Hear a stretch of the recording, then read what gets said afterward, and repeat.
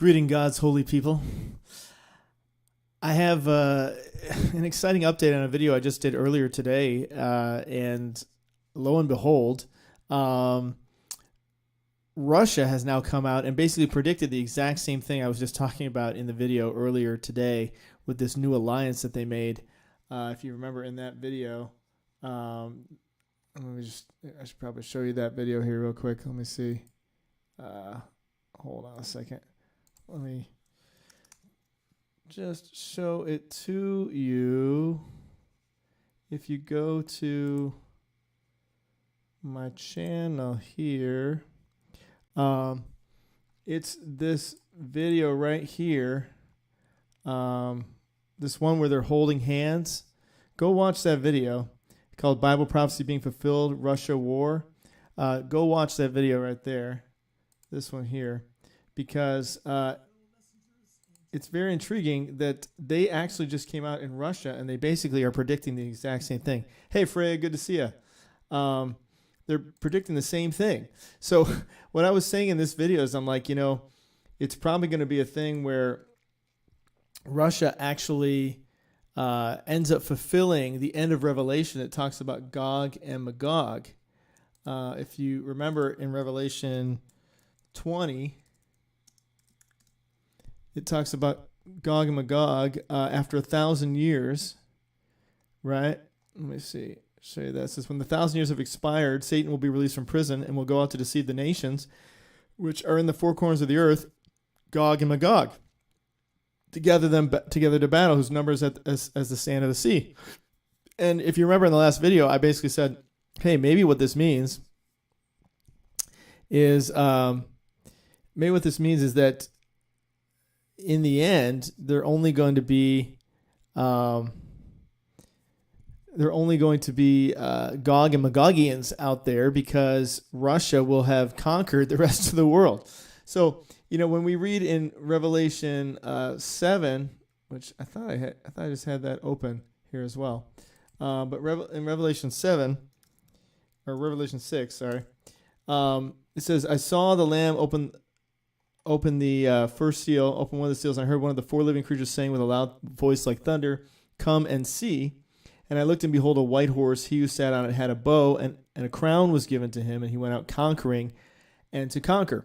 And so you've got Russia here basically going out to conquer.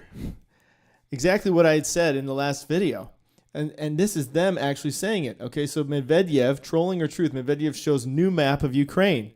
Okay, so the actual leader, this guy is the co-leader with Putin, dictator, I should say. They take turns, but really it's Putin, and this guy's just kind of the sidekick. But Ukraine is more likely to be reduced to Kiev and its surroundings than to ever re-encompass Crimea and the Donbas republics, former Russian President Dmitry Medvedev said on his Telegram channel on Wednesday. Is he just trolling, or is this the simple truth? Well, that's exactly what I was saying earlier. I'm like, these guys are the fulfillment of Revelation 6 going out to conquer on the white horse. And their symbol is actually a guy on a white horse with a bow. Now, they say with a bow, well, this looks a lot like a bow staff. If you've ever seen one of these, a bow staff. So could the bow be a bow staff? I talked about this a long time ago in other videos. But look at this.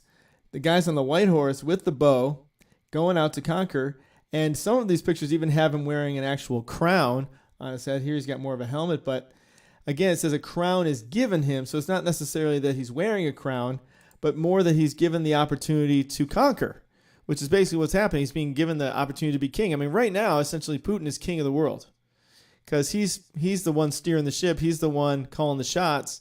He's the one everybody's kind of afraid of and at the mercy of, right? And I don't know why it has subscriber-only mode for this video. I specifically, it never does what I want it to do. Specifically, had it be open for everybody. So I'm just noticing that there.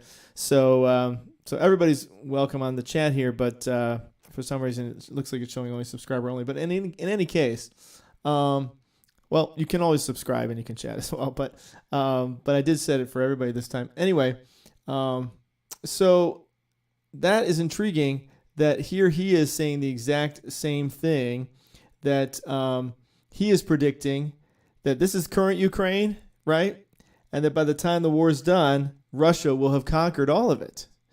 And they're saying Poland will have moved in on the other side, because if you notice, Poland's way over here on the left, and then they move in. But really, it's going to be Russia. It's going to be GOG and Magog is what it's going to be. So GOG and Magog is going to encompass this whole area, and that's actually what the actual president, or whether he's former president, I don't know what he calls himself, prime minister, he's calling him, the one-time president, long-time prime minister, yeah, whatever you want to call him, Putin's fellow henchman, sidekick, he's predicting the same thing, that GOG and Magog will rule the world.